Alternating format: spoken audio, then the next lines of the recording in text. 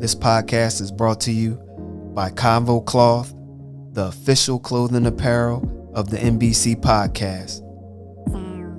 For the latest apparel, please go to www.nothingbutconvos.com. Now, let's get into the latest episode of the NBC podcast with your boy, S. McCann.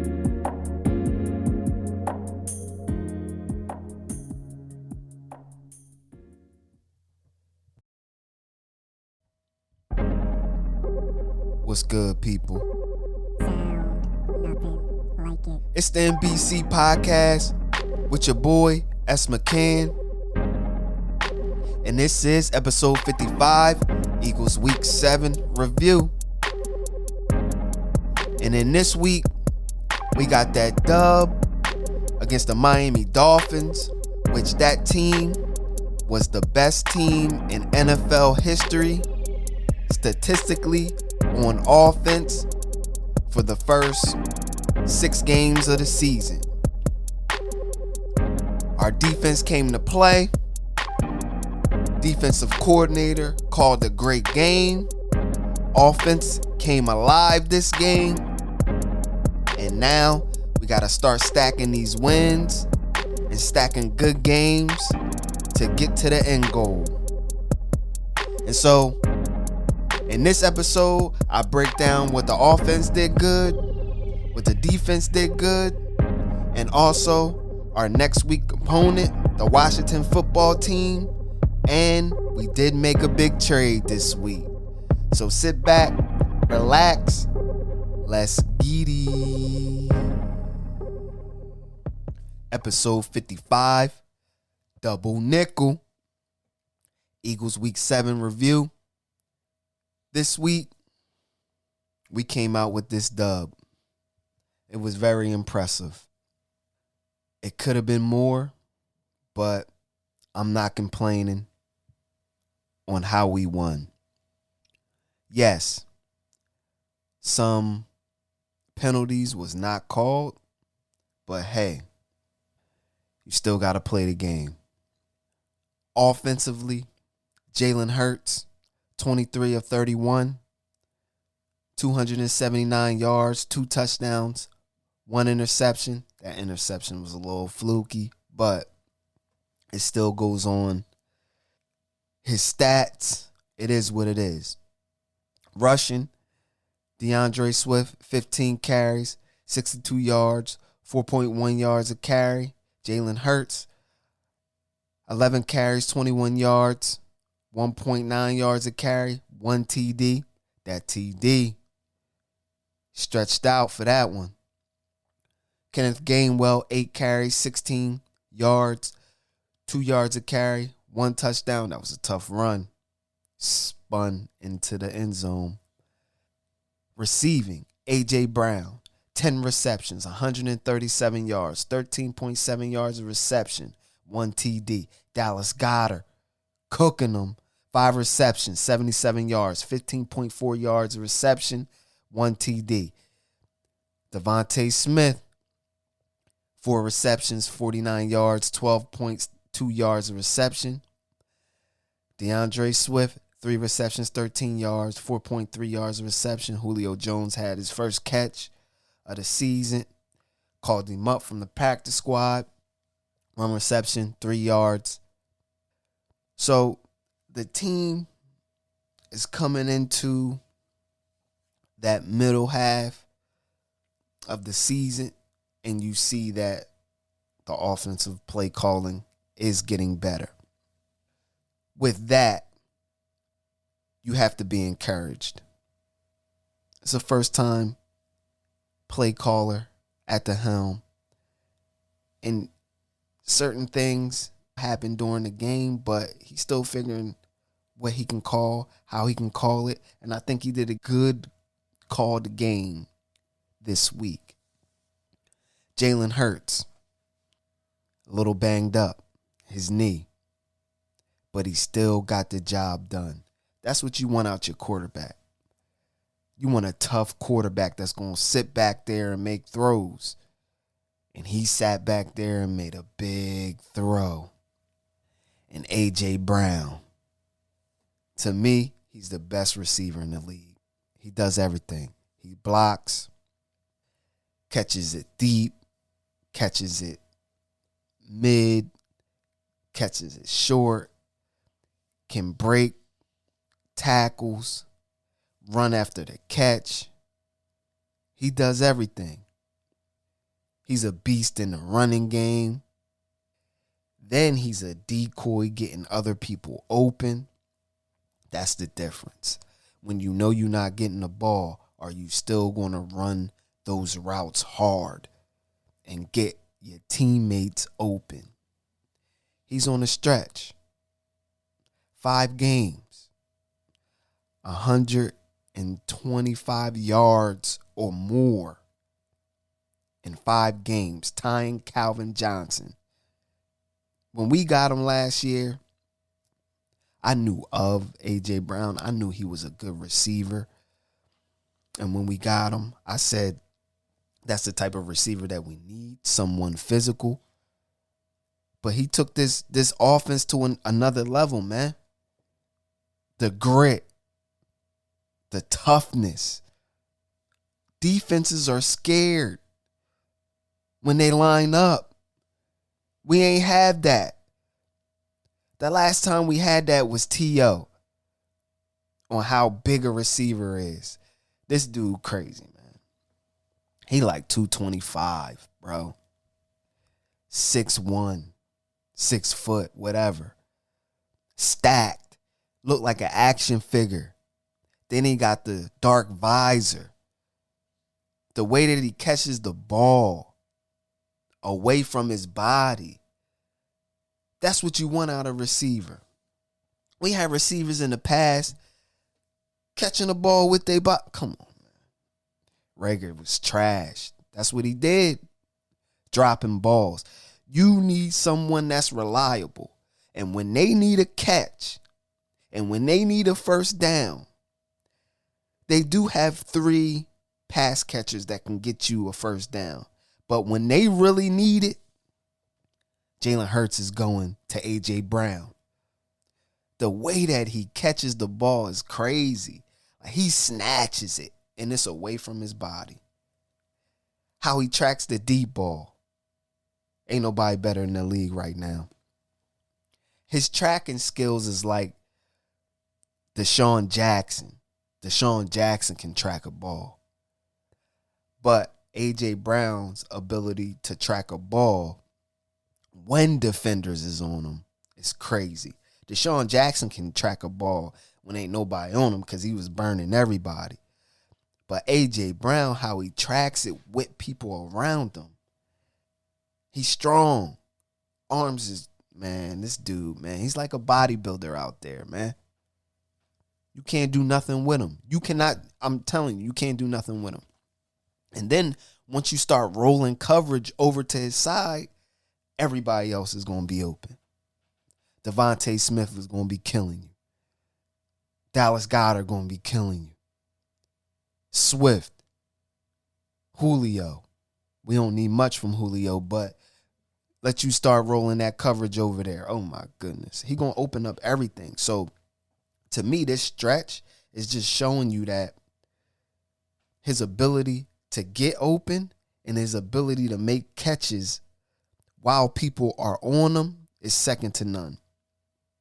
Ain't nobody better than him right now.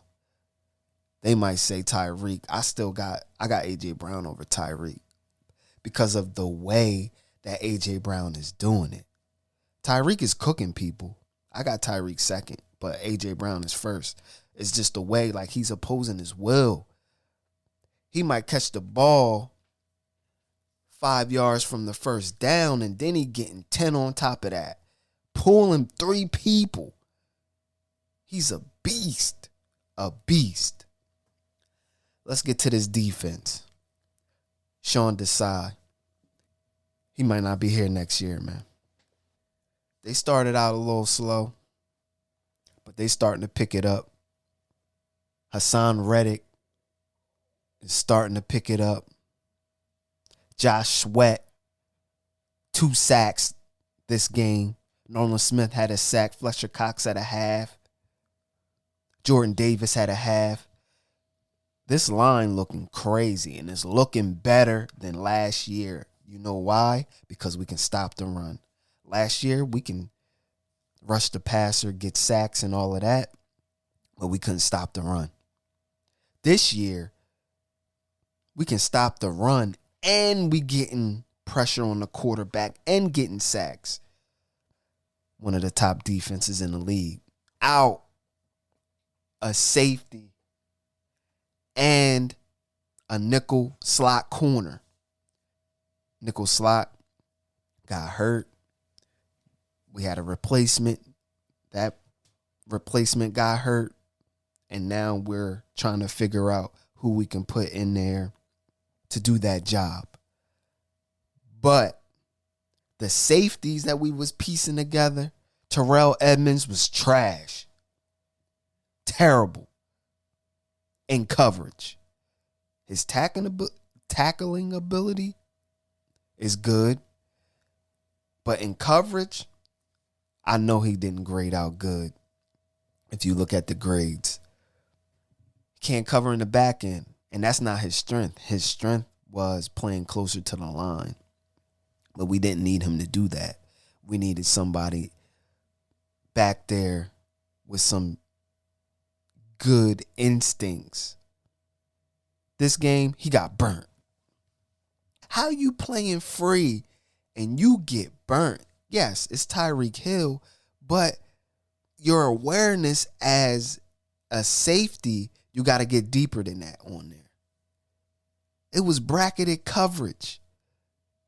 And you know that James Bradbury doesn't have the foot speed. So you should be already aware, oh, I'm going to help Bradbury out. Let me get a little bit more deeper.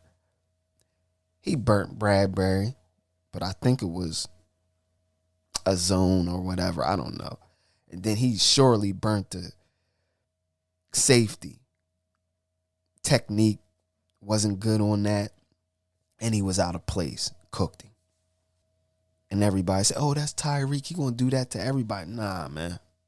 If you had a competent safety back there, knowing leverages, knowing where he should be, better technique, understanding, or better range, that would have been a pick. Or it would have been a breakup. But it is what it is with him. He's no longer on the team because we made a big trade. Kevin Byard, one of the top safeties in the league. In this offseason, the Eagles were talking to the Titans, but I guess the price was too high. And in Howie Roseman's fashion, he fleeced them. You got a top safety for a 5th and a 6th round, because we had multiple of each pick. Terrell Edmonds for a Pro Bowl All-Pro safety. Putting him on this defense with Reed Blankenship, which Reed Blankenship was out last week. And he's coming back this week. So now you see this team and this team's defense is getting stability in the secondary. And when you have stability in the secondary, that's going to make everybody play better. And the line has been doing its job. Kevin Byard going to be out there getting all the picks. I'm telling you. Remember what C.J. Johnson was doing? Chauncey Gardner-Johnson. What he was doing in that particular defense. It's not the same. It's similar. But he never played safety before in the NFL. He had talent. They moved him to safety. And he was getting picks because of his instincts, because of his skill set, because of his talent, how he diagnosed the play. All of that stuff. That quick recognition. Oh, that's where it's going to bang. But he had the range. He had speed. Kevin Byard, they say he might have lost a step and all of that. But when you lose a step, when you're that good of a player, you're studying your instincts, your elite ability to diagnose the play makes you play faster. I'm excited, man, to see him in this game against the Washington Commanders and see how that defense looks. And don't get me wrong, the Washington Commanders is a tough team, but I'm going to get to that. And so the defense and the trade deadline is coming on Tuesday, the 31st. What do I want if they can get it? Obviously, if they did try to get Derrick Henry, which they say they're not training him, that will put the offense to another level with him and Swift. You won't be able to stop it. The offense. You wouldn't even know what to do. And plus his blocking ability against the blitzes and stuff would have been crazy. But you might need to go out and get a linebacker, maybe. But if you got a nickel corner or a slot corner, that might put the defense over the top. The Colts have one and more. He's coming up on a contract, end of his contract. And if you can get more to this defense, oh my gosh, that'll be crazy. But I don't know what Howie has up his sleeve. We got 8 picks still. We had 10. We got 8 picks still. So we'll see what he does. And we have comp picks. So I think we'll be good this week against the Washington Commanders. I hope the offense takes the same approach that they went against the Dolphins, and I will be happy. But I'm looking at the defense, how they look, how Kevin Byard looks. Because now you have a safety. I'm telling you, Sean Desai defense is coming into it. How he plays his coverages and how he's designing, how he's pressuring, how he's using deception. You think this person is coming from over there. Oh, they not coming, they dropping back. Like certain things like that we didn't see last year or for the past 2 years. We didn't see blitzes. We didn't see these multiple coverages. And he loves to play dime. That's what he does. That's what he's been known for, playing dime. Having 3 safeties out there. One of the safeties is like a linebacker, but he loves playing dime because you can cover and have multiple coverages with that, or you can blitz somebody, or you can do all of these things, and that's what he loves to do. We didn't play much of it. We played some of it when everybody was healthy, but I'm telling you, getting that safety in the back end, and then Reed Blankenship can cover. So the 2 safeties that you got can play multiple positions where you're not out and saying, oh, this one safety is only good in the box, or this one safety is only good covering. They can do both. They're interchangeable. And when you have 2 interchangeable safeties, that makes your defense unstoppable. If you have interchangeable pieces on the defense anywhere, that makes your defense unstoppable. Hassan Reddick, Josh Sweat, they both have 5.5 sacks. Those boys are balling. But I'm not even worrying about their sacks, how they're setting the edge in the run game. They're setting it. They're violent. Josh Sweat is long, 6'5". Oh, come on, man. Then you got Nolan Smith coming on. And so now you don't need that bum. Number 96. I don't even got his name. It's not coming to me. But he's a liability with dumb penalties. He does knucklehead stuff, but he's not giving you no pressures. Zero pressures. What is he out there for? I'm talking about Derek Barnett. His name wasn't coming to me, but it just came to me. Derek Barnett. So now, with Nolan Smith coming on, Derek Barnett is expendable. And you might pick up another edge. Washington Commanders, they talking about getting or giving away both of their young edge rushers. They'll be dumb. But they can't pay both. And they need help on the offensive line. But it is what it is. But I really think that this game, we need to make a statement. We need to say, yeah, we here. And I don't care that, yeah, we got Dallas after week 8. And then we go on our bye week 10. But I don't care. We need to send a message. With these last 2 games, we need to send a message because after the bye, we got Kansas City. And we know we're going to be hyped for that.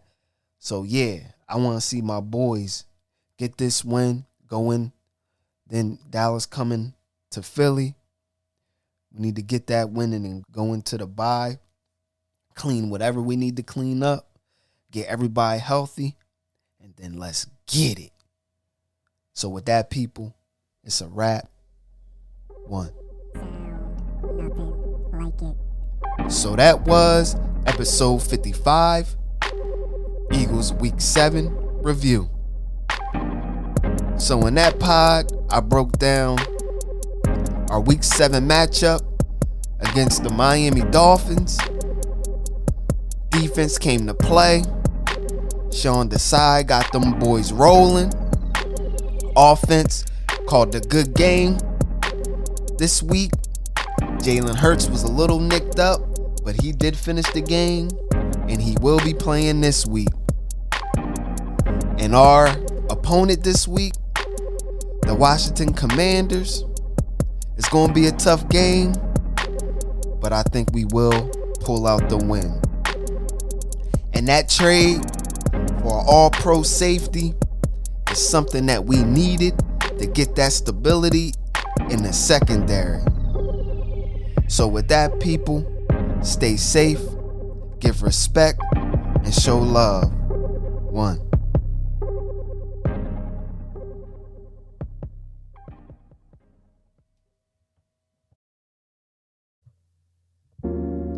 Make sure you go listen to all old and new NBC podcast episodes on all podcasting platforms.